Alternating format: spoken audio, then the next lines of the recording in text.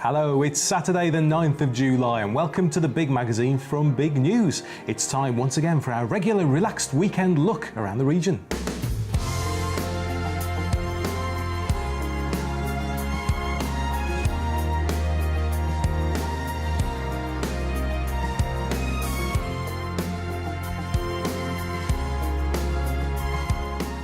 Oh yes, welcome to your Saturday edition of the Big Magazine. Now coming up, we're going to take our regular look at what's been pinned up on this week's community notice board. Those stalwarts, Des and Gary, will tell us what's on for Saturday. That fan of the silver screen, Carl Jones, will take a look into the movie world.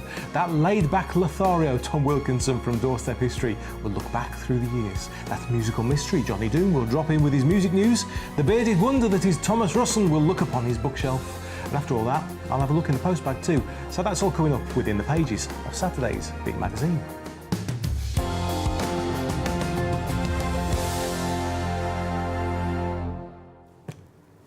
You're back. I'm back. Blimey, that was a bit loud. Have you noticed, Lee? You've been away, haven't you? You have a tan. Yes, but have you noticed anything else, Lee? You had your hair done. Yes, I have. So it's a good idea to mention that, isn't it? I've got the chop, it's shorter. So then, now that I'm back, let's have a look at what is happening in our area as we turn our attention to the community notice board. Yeah, tip for you, always notice when a woman's had her hair done. Now remember, if you have some news you'd like us to mention, then please get in touch, but do give us plenty of notice. And if you do want to get in touch, then as always, we'll tell you how you can in a few minutes' time. Now first, coming soon to Erie Ink in Walsall, it's going to be Fright Night. On Tuesday the 2nd of August. It's hosted by Le Griff, Richard Archer and friends. It's being billed as a night of poetry and music, as well as a fun night of mystery, dark humour, horror and the macabre. Oh, now admission is free, so if you fancy being scared witless by some local authors, then get yourself down to Erie Ink in George Street in Walsall on Tuesday the 2nd of August for Fright Night. Do you like a good spooky story? No. Oh. But in this instance, yes, everybody go. It does sound quite good, actually. We've had some of the authors in on the Big Centre before, and they're really good, actually. Yeah. I'm not a fan of horror, but it sounds fun. Okay. Now, have you been inspired by Wimbledon? Well, a City Council-backed initiative plans to hand out thousands of tennis rackets in a bid to get Brummies active. And thanks to the What a Racket Festival, people across the city can try their hand at badminton, tennis, table tennis and squash for free this summer. Hey, we've talked about this before, haven't we? I feel like we have, yeah. Yes, you were talking about badminton, weren't you? Yeah, because like I like badminton, but I can't do tennis because I make it bounce. Yeah. No, I don't let it bounce. Oh, okay. Because badminton, you don't let it bounce. You keep rallying. Yeah. Now, this has been funded by Sport England and the national governing bodies of these racket sports. And What a Racket will be giving away over 7,000 rackets and bats, with organisers hoping that the initiative will encourage individuals, families and groups to continue playing one of the racket sports beyond the festival, either informally or in an organised activity. Organisers are planning a whole range of racket activities in unusual places in the city in an attempt to challenge perceptions about the sports and who can play them. It'll launch with a fun day in the city centre at New Street Station this weekend, when budding Andy Murrays will be given the chance to, or budding Serena Williamses. That's true, that's true. will be given the chance to try racket sports in a non-traditional setting. The What a Racket team will host pop-up sessions in other unusual settings across the city, and there'll be regular weekly sessions in Calthorpe Park, Sunday 3 till 4 p.m. Conquer Island, Friday 3 till 5 p.m. I wanted to say that. I don't even know what Conquer Island is, but I want to go. Handsworth Park, Sunday 1:30 till 3:30 p.m. Small Heath Wellbeing Centre, Saturday 10 a.m. till midday. Small Heath Park, Saturday 12:30 till 3:30 p.m. And Fox Hollies Park on Tuesday 3:15 till 5:15 p.m. The search is on for the cream of the council tenant crop. Oh yes. With the launch of this year's Birmingham in Bloom competition, and the annual gardening competition for council tenants and leaseholders is especially keen to hear from young gardeners under 16 and new gardeners who haven't entered before, though die-hard gardeners are welcome too. I'm a terrible gardener, actually. Mind you, I bought some weed killer and some grass seed the other day, so, you know. What's gardening? Should I know you'd say that? You don't get your fingers dirty? No. No, okay. Not in gardening. But anyway, the categories are Best Kept Garden, Best Balcony Window Box Hanging Basket or Container, That's a lot. Best vegetable patch, container or greenhouse. Best communal garden. Best young gardener, aged under 16, remember? And best newcomer gardener. District winners and their guests will be invited to the awards ceremony to be held at the banqueting suite in the Council House in October. So if you're interested, then the deadline for entries is Friday the 12th of August, and entry forms are available at local libraries and leisure centres or online at birmingham.gov.uk/in-bloom. You know, I can imagine you tending a little window box with all the little roses or daisies and stuff like that. You know, pretty little bit of colour. That's the furthest I've ever heard your imagination go. Oh, thank you for that. I'm going home now. Moving on, Sandwell Valley Country Park is hosting 2 family fun weekends this August, plus a big bank holiday Monday market to celebrate summer in the valley. The 2 weekends kick off with the Sandwell Strongman competition on Saturday the 13th and Sunday the 14th of August, 10 a.m. until 5 p.m. on both days. The Sandwell Strongman competition will see the area's muscle men take on a series of daunting challenges to be crowned the strongest of them all.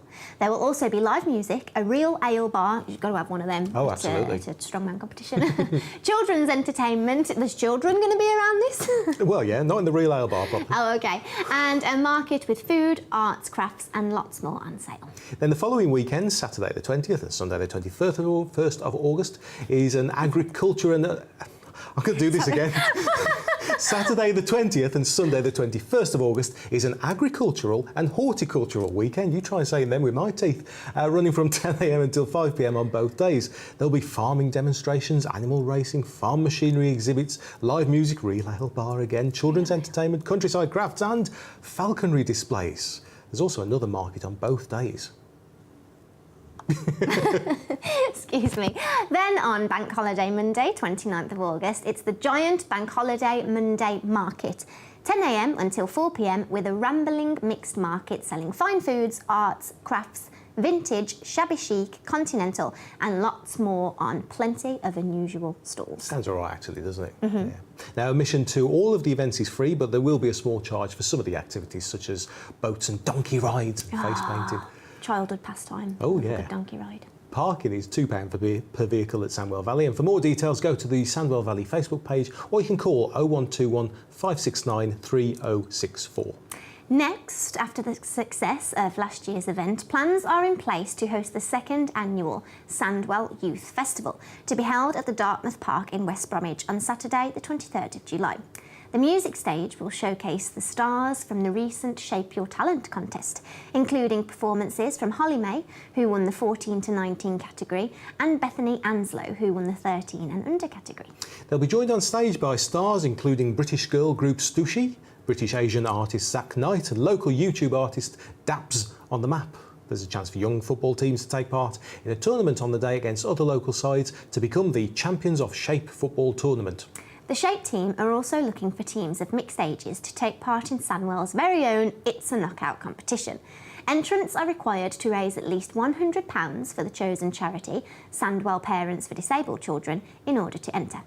All money raised will go to the local charity, which has also been chosen by this year's mayor. Yay! By this year's mayor of Sandwell, Councillor Julie Webb. I'll miss that.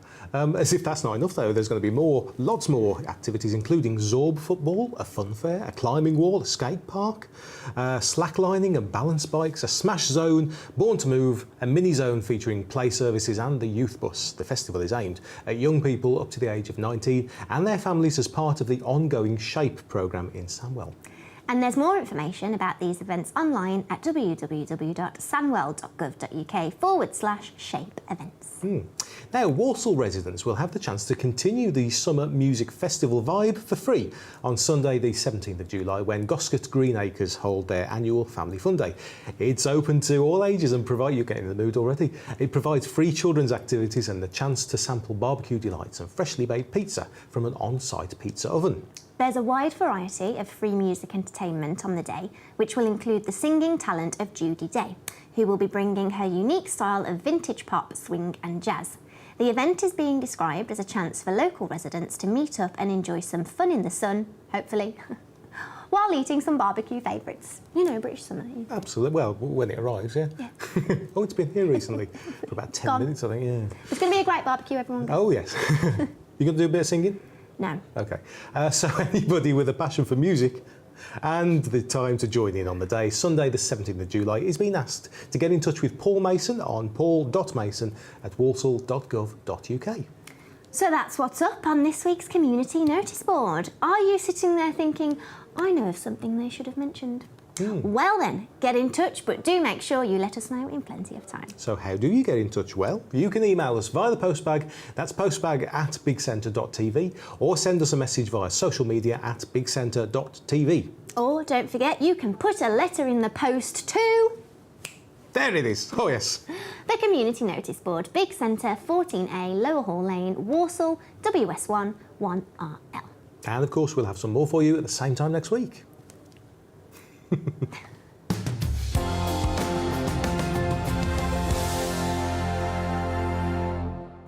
Now, last weekend was the commemoration of the centenary of the Battle of the Somme, and millions stood as one to remember those who died fighting. Roshni Patel has this report from Aldridge.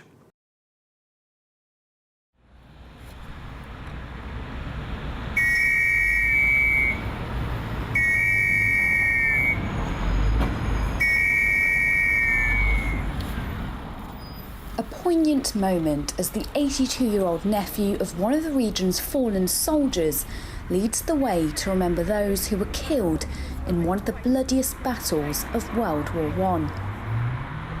On the evening of June the 30th, 1916, hundreds of trenches in France were packed full of men from all corners of the country, praying that they'd live to tell the story of the Battle of the Somme.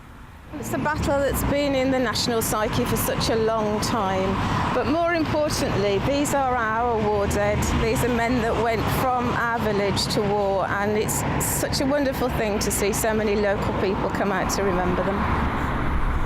One of my earliest memories is of standing at the War Memorial with my dad, and I used to ask him about the men that were named here, and he used to try to tell me as many stories as he could, but of course as the years have gone on, you've been able to find out much more, and all the stories are incredibly fascinating.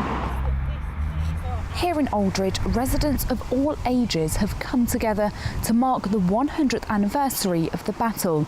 Vigils are being held up and down the entire country, and at this one, salutes are being held, heads are being bowed, and memories are being shared. My mother's brother, John Love, he served on the Somme. He was a lay preacher in Aldridge, and he preached a service at the local Wesleyan chapel before he left to serve on the Somme. There's a photograph of him always in the house, and it was only in later years that I really began to understand it properly. Unfortunately, my mother's dead now. She died about 10 years ago. And I always regret not asking more questions. John may not have many factual stories about his uncle's time at war, but that hasn't discouraged him to forget about his sacrifice. I tried to think of myself in the soldier's mind, like what it was like, and knowing 99% that he was going to get killed as soon as he went over the top. I think the sacrifices that they made should never be forgot, and I shall never forget them. 100 years ago, that very sound was blown on the Somme as a signal to leave the trenches. Today, standing side by side, we hear it again. Time may have moved on, but the memories of the Battle of the Somme are very much alive. Roshni Patel for Big News in Aldridge. Now, other events were being held across Aldridge. At the library, people gathered to remember the fallen and to hear of how the community was affected by the battle. Pupils of Aldridge School were on hand to read out voices from the past, some of them accounts of what life was like away from the battlefields in Aldridge. The presentation used film, images and music to remember those who gave their lives for their country. those who survived the atrocities and the effect on the military convalescent hospital at the Manor Hospital. Alongside a presentation, original items from World War I are on display for visitors to handle. Right, still to come after the break, Des and Gary's What's On for Saturday, and Carl will be here from The Big Picture with a look at this week's film news, so I'll see you in a few minutes.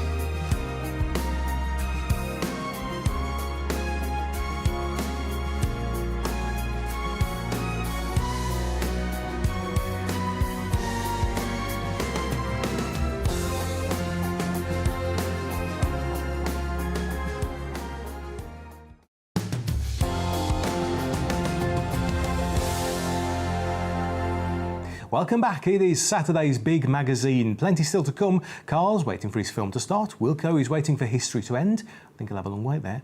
Johnny Doom will talk gigs. Thomas Russell will talk books. And then the postbag will talk to me. Anyway, that's later on in the show. But first, here's Des and Gary with a look at what's on for Saturday.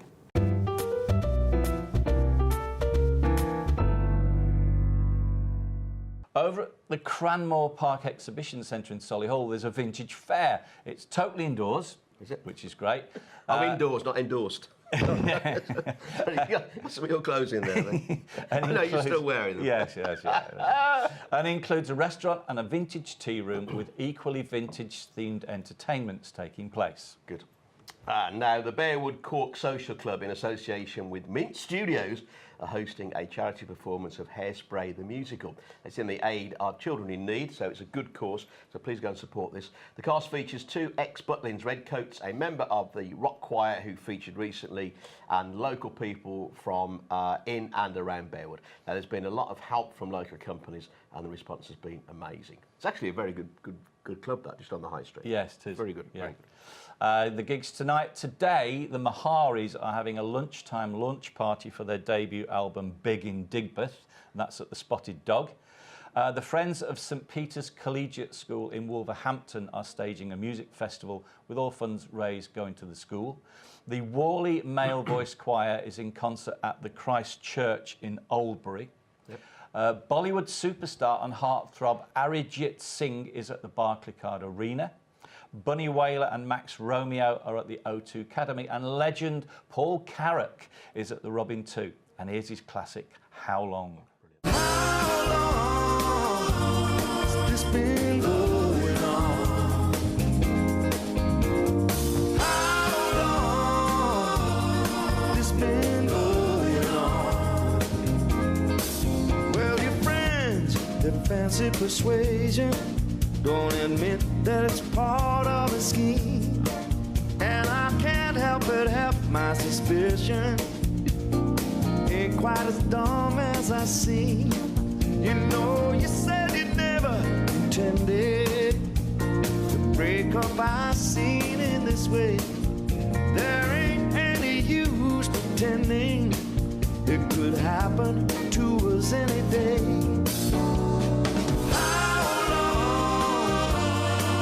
Been going on. How long has this been going on?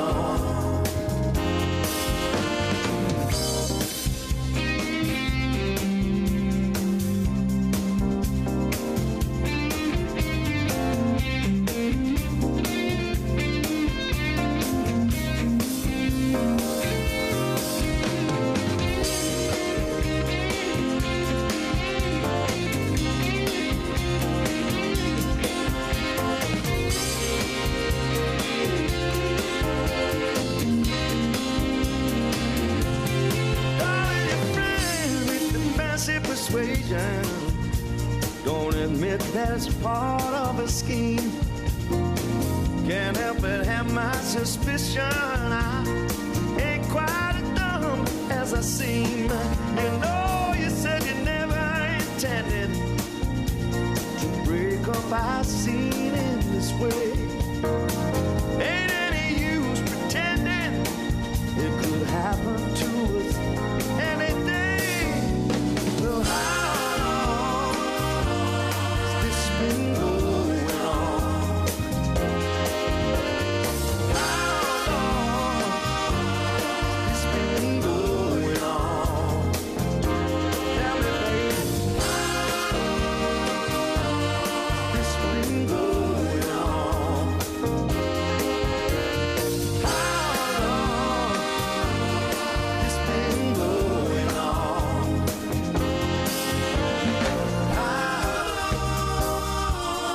this been going on? How long this been going on? Yeah.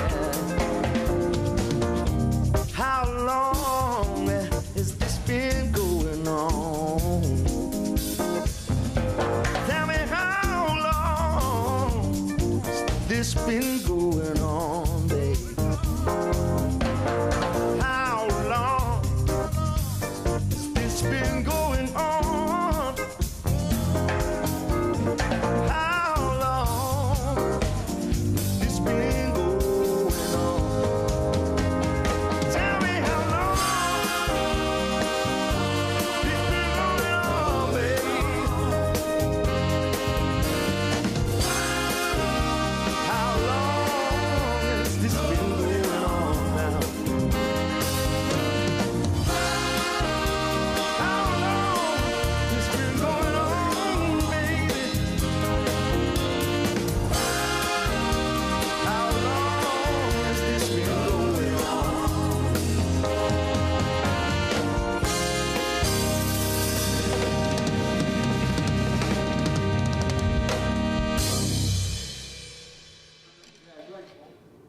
So then, time to cross to the auditorium now for a look at this week's film news and film releases, as well as the movie charts. So from our movie magazine show, The Big Picture, is Carl Jones.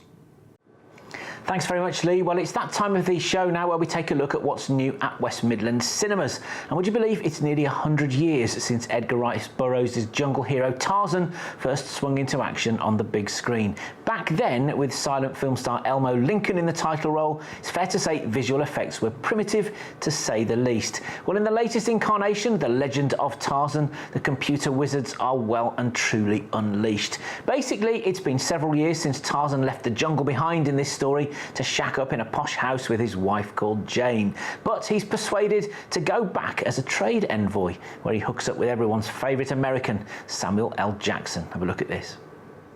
Keep your voice low. That them? You don't want to do that, George. Kill one and the rest won't stop until they've torn you to pieces. So how you want to play this thing? Their leader will come down and we'll fight. Whatever happens, do not interfere. Understand? Mm-hmm. Promise me. Quickly.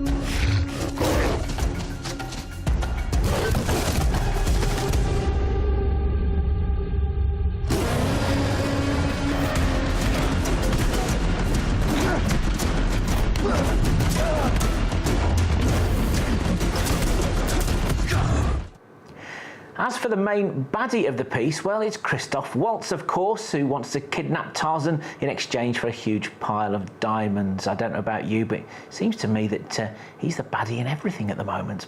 Well, this is an entertaining romp through the jungle which doesn't let the effects dominate the underriding love affair between Tarzan and Jane, which is quite reassuring. As I say, though, there's a limit to how many different things Christoph Waltz can do, and I think maybe we're getting a little bit tired of seeing him play every villain known to man.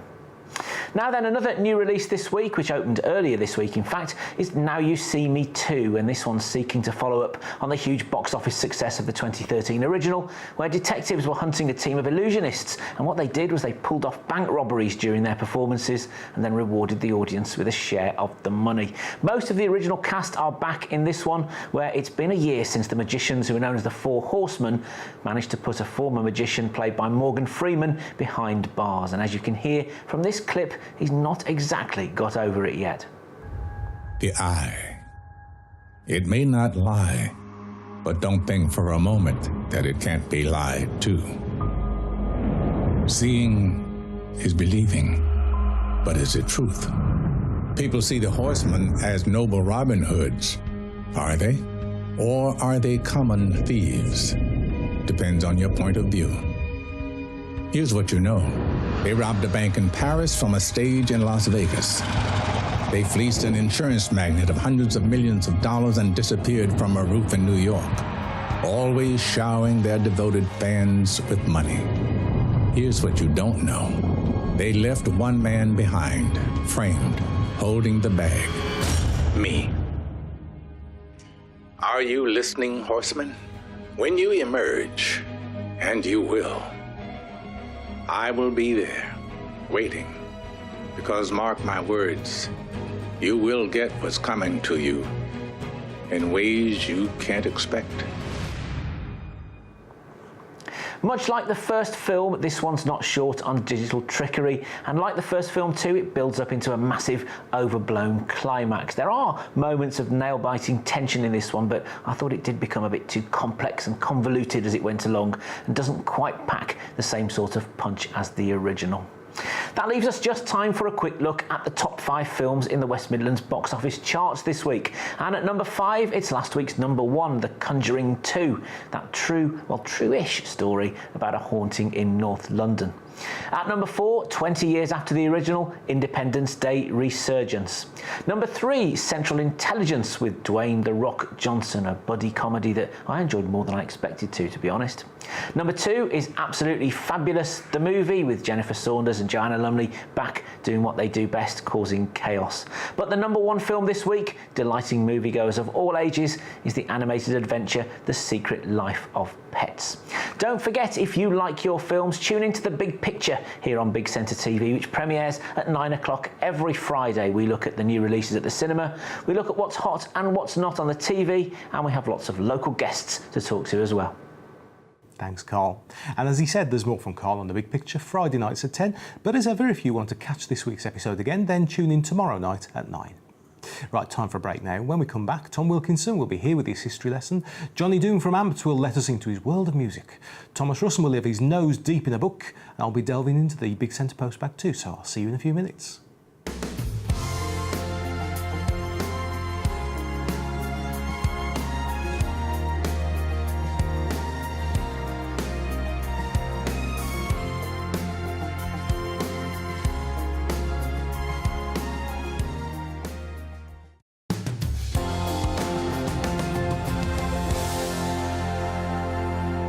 Welcome back to Saturday's Big Magazine with me, Lee Bannister. Now, still to come, we've got Johnny Doom's music news, Thomas Russell with the Big Centre bookshelf, and I'll see what's in this week's postbag. But before any of that, let's look back over the past week in history. From Doorstep History, here's Tom Wilkinson. Hello. Hello. Welcome. Thank you very much. A weekly look at what's going on. Yeah. What was going on? What was going on? So, an interesting week? It's been a fairly interesting week, yeah. I mean, obviously, last weekend we saw the centenary of the Battle of the Somme, didn't we? Yeah, so instead of bringing you last week, I'm going to bring you a bit more of next week. Ah, right, OK. We're looking forward. Right, what have we got? Right, so start on the 11th of July. In 1848, Waterloo Station opened in London. Oh, 1848? 1848. It's that old. Older than you think. Do you know, I've never been there. It's just like your average train station, really. It's one of those sort of landmarks, you know, you go to London, you've heard of these places and you think you should go there, you go, well, train station, this, isn't it? It's now more impressive than Moore Street, to be honest. Oh, right. Or even Tipton. Tipton. I knew that would make you smile. Yeah. 1914, Babe Ruth made his major league debut in baseball. Wow, big name there. Yeah. 1940, Vichy France is established. Really? As the puppet state to Nazi Germany. Oh, okay. Under the Prime Minister Philippe Pétain. Ah, okay. 12th of July, it's our old mate Henry again, Oh, he's back. 1543. Good Lord. What's he up to now? Married his last wife. Did he? Number 6, Catherine Parr. Isn't it strange that he did it all around the same time of year, you know, sort of within a few months? Not in the same year, I realise that, but around the same time in the year? You'd have been pretty busy if you'd have got it all done in 1 year. Oh, I know that. Dear me. People would have spoken. 1561, St Basil's Cathedral in Moscow was consecrated. One that looks like several Mr Whippies. Oh, yes, that's really nice, actually. St Basil. St Basil. Wow. All I can think of with that name is 40 Towers. An Orthodox saint. Oh, was he? Okay. It's not a usual name for a saint, really, is it? You know, St Basil. Well, I suppose it is in Eastern Orthodoxy. Yeah, I suppose so, yeah. 13th of July, 1923, the Hollywood sign was officially dedicated under its original form of Hollywood Land. Yes, the land fell over, didn't it? Was that during the war? No, it was it just collapsed sometime in the 50s. All right. Not a lot of people know that, which, I mean, in the 50s, it's relatively recent, so you would think people would know it, but they don't. Well, 50s is a while ago now. I suppose so, yeah. Hollywood Land. But it was always known just as Hollywood anyway, wasn't it? Yeah. Before that, so it's no great loss. Well, I think that's probably why they just decided not to put it back up. I suppose so, yeah. Save a bit of money. Again, that's somewhere I'd love to go, just to, you know, stand in front of that sign and say, I'm here. Who knows? One day. 14th of July, 1789 for the French Revolution. Was the infamous, well, famous or infamous, depends how you look at it, storming of the Bastille. Oh, right, okay. What exactly happened there? Well, the Bastille was a big, huge prison and sort of basically the king's main torture centre. Oh, right, okay. In Paris.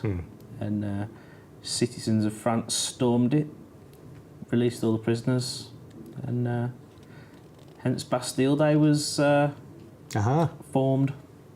1976, capital punishment abolished in Canada.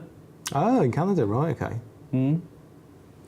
15th of July now, 1799, the Rosetta Stone was found by Napoleon's troops in Egypt, in a village, funny enough, called Rosetta. Wasn't hidden very well, was it? What's the significance of that? It had the ancient Greek translation of hieroglyphs, which, when looked at, allowed us to be able to translate hieroglyphs into English. Oh, right, okay. So that was the only way it could be done, by finding the Rosetta Stone? Yes. Ah. Because all of the records of the translations of hieroglyphs were gone by that point. Well, and it still exists? Yes, it's in the British Museum. Ah. You expect it to be really big, but it's only about... Blimey, and they got all that information onto something like that? Yep. Just a little slate? Wow. Yeah. Because when you hear about it, you expect it to be about 10 feet tall. But well, yeah, considering it's used for. But yeah, it's only about 2 foot by 1 foot. So they wrote small on there, did they? Or chiselled small? Had to use magnifying glasses. Wow. 1834, the Spanish Inquisition was finally officially disbanded. I have a vision of Monty Python at the moment. 356 years. Oh, right, okay. Nobody expected it. No? I knew that was coming. And we'll finish off on the 16th of July. And that was 1969. Take a guess what that was? Oh, did we go to the moon? Yes. I think we did, didn't we? First man on the moon. Wow. Neil Armstrong. On Apollo 11. But did we actually get there? Take your tinfoil hat off. No, I believe we did, you know. Well, maybe don't. Who knows? There's another programme for you.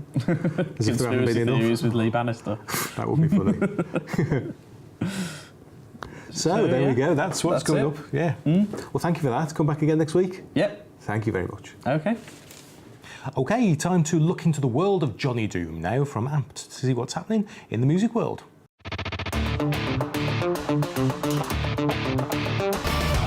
Well, it's me, Johnny Doom from Amped, your favourite rock show on Big Centre TV. Wednesdays 10 o'clock, 11:30 Fridays, and Saturdays at 10. Here's my pick of the gigs. Go and see Sun Kill Moon. Beautiful acoustic stuff. That's at the Glee Club, 19th of July.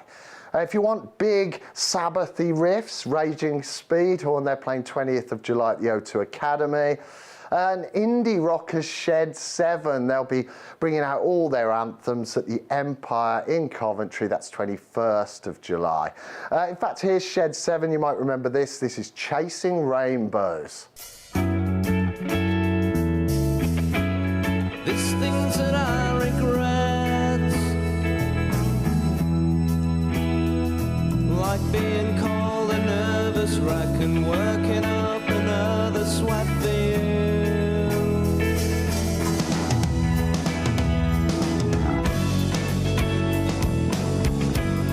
There's nothing I can do for counterparts and bleeding hearts and all the things that fall. And thanks to Johnny Doom there. As he said, he'll be back with Amped on Wednesday nights at 10. So then, what is up on your bookshelf? Anything interesting at all? Well, why don't you tell us about it and we'll check it out. Because to do that right now, with Big Centre's bookshelf, is Tom. Hello. Oh, you're still reading this week's book? 2 cents. Where is it? It's Survivors by Terry Nation. Yep. I'll tell you a fact about him. And we'll He invented the survive. Daleks. We'll survive. Oh, really? Okay. Done. Hello, sir. Hello, all right. Yes, thanks for that. Sorry That's about that. all right. Been a busy week. Terry Nation, the inventor of the Daleks, no less. Yes, absolutely. This one actually really threw me off my stride this week. Did it? I was the morning after a wedding I celebrated in Ironbridge.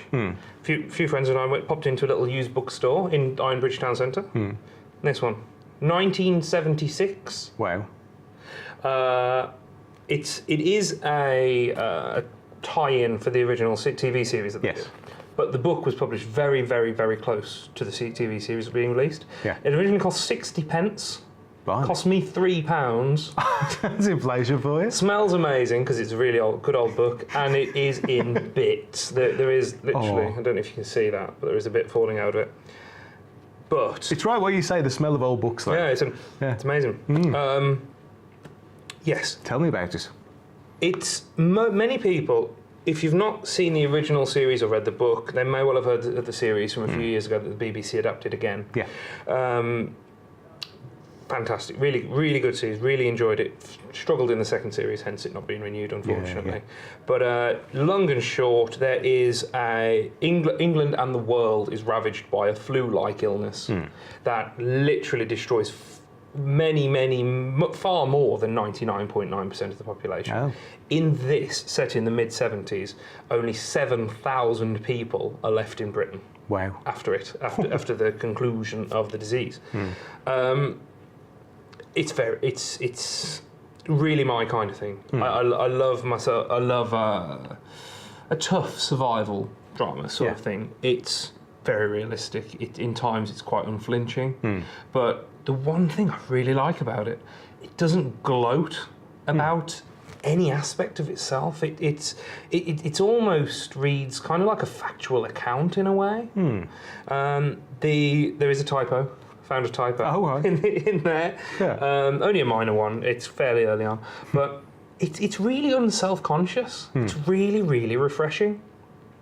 When I was first reading through it, in the very, very early chapters, it mentions London Airport. Ah, that's singular. Yes, yeah. And that on that day it was busy and that 6,000 people went through London Airport. And I thought, I imagine 6,000 people would go through London City Airport in about 6 hours, wouldn't they? Oh, easily these days, yeah. And they want another runway. Yeah, that's absolutely. a whole other story. And that's kind of got me thinking, it was written in the 70s and I thought, my initial reaction was, wow, this hasn't aged well. But then I actually thought about it and I sort of set it aside for a few minutes and thought, it's not really an appropriate thing to say about a book set in the 70s where technology takes an important part. It's essentially, and readers of historical fiction probably agree, that the way it has to be approached now is almost as a sort of a retrospective, it's almost like a historical piece. Ah, okay. That's an interesting way of looking at it. In that there is nothing about the way of life pre-disease in this, and it starts during the disease. There is nothing about it that applies to modern life. No mobile phones, no solar panels. There's no internet, obviously. Yeah. Nearly 20 years away, the internet was. And they talk about the character's brand new E-Type. Which is incredible. Wow. Yeah. Great fun. I believe it is still in print. It's available in pretty much every form there is. Very popular, obviously, Terry Nation because of his work on Doctor Who, but also in his own right because of Survivors, and he followed that with Blake Seven in the sci-fi field. Absolutely. He's really good at the whole disaster / sort of touches on dystopia in a way. I really like it. Wow. And it's going to, even though it is in a woeful state, it's going to go on my bookshelf. Yeah. And you can borrow it if you want. I wouldn't mind, actually. I've never read it. I've seen the TV series, both of them. Bring it back. Thank you, yes. It's tired. It's very tired. No, books have got character, you see. Yeah. But it's ever so good. Really enjoyed it. Get a copy. Find an old copy in a used bookstore. We need to support more bookshops. Okay, then, so as far as this one is concerned, give it a rating?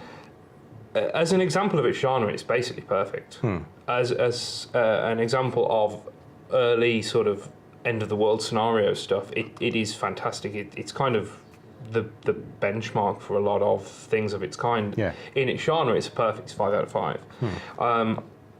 Could it be better? Yeah, absolutely. Will it appeal to everyone? Not at all.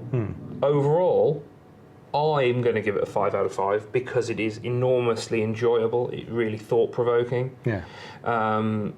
It's very, very good. Very good. So you enjoyed that then? I love that on the back of it, as the world lay dying. Look at that. There you go. Yeah, fantastic. Excellent. Right, come back again next week. Absolutely. And if anybody wants to suggest something to you? Bookshelf@bigcentre.tv. Lovely. See you next week. Thank you, sir.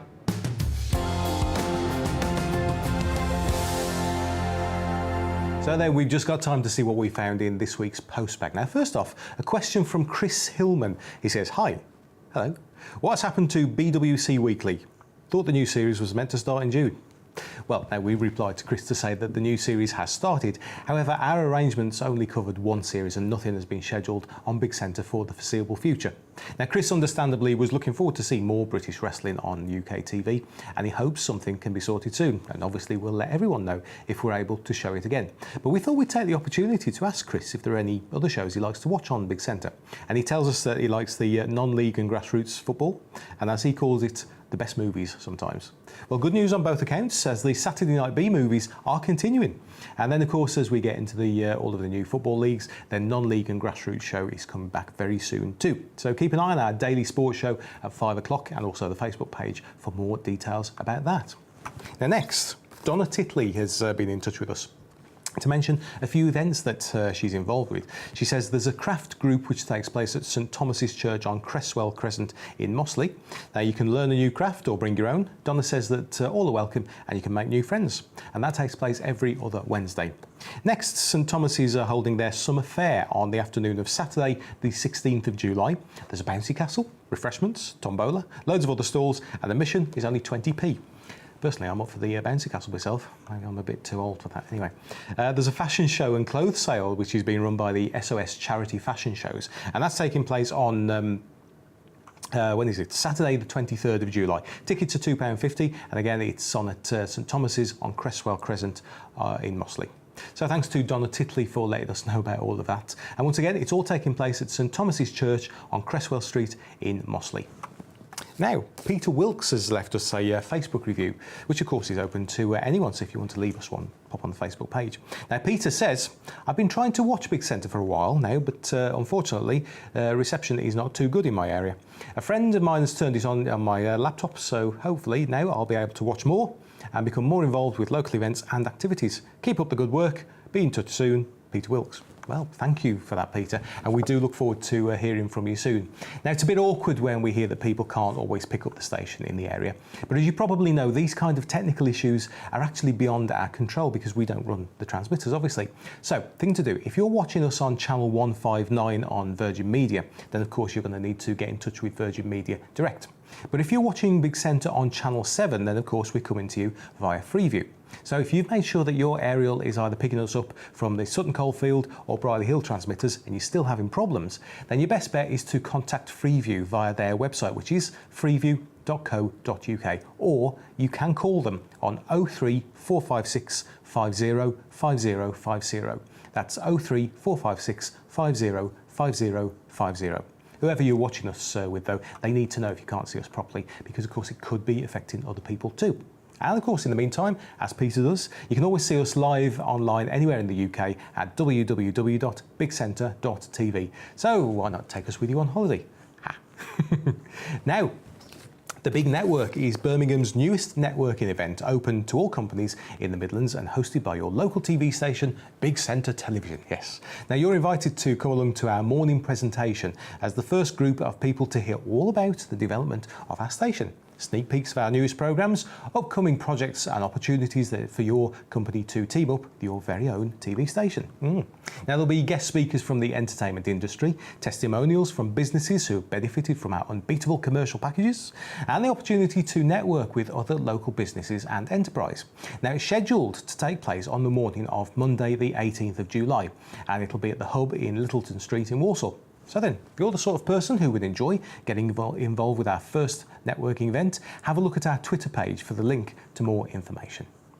And finally, a very big thank you to you. Yes, you. If you're watching Big Centre at any time during the week, then I'm talking to you. Now, as you probably know, all TV stations around the world live on their viewing figures, and we're no exception. Now, we have recently recorded some of our biggest ever figures, which means that we must be doing something right and giving you the mix of programmes that you want. Now, you probably noticed we've got a wide range of programmes on offer for you, from our top local news coverage through our music and entertainment shows to the cheesy old stuff that we're showing overnight. It's brilliant, isn't it? Now, there's something for all tastes, and the figures are actually bearing that out. So thank you again from everyone here. We've got such a good team working incredibly hard to keep things going here. But don't forget to tell us what you want to see and stick with Big Centre, OK? So there you go. If you'd like to get in touch with us about anything at all, then on social media, we are at Big Centre TV. And you can find us under that name on Facebook, Twitter, YouTube. Plus, of course, you can always email us, postbag@bigcentre.tv. Oh, and always remember, we've got a couple of other Twitter feeds as well that you can keep in touch with. For sport, it's at Big Centre Sport. And for news, it's at Big Centre News. Quite simple, really.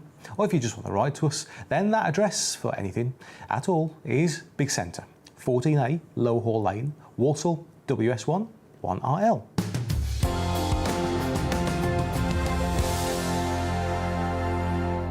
And that's your Big Magazine for Saturday. Time to close the pages of the magazine. But remember, you can catch the Big Magazine from Big News on Saturdays at 10 a.m. and 6 p.m. We're back with more tomorrow on Sunday, also at 10 a.m. and 6 p.m. So I hope you can join us then from the whole team here. Thank you for watching. I'll see you later. Draw it.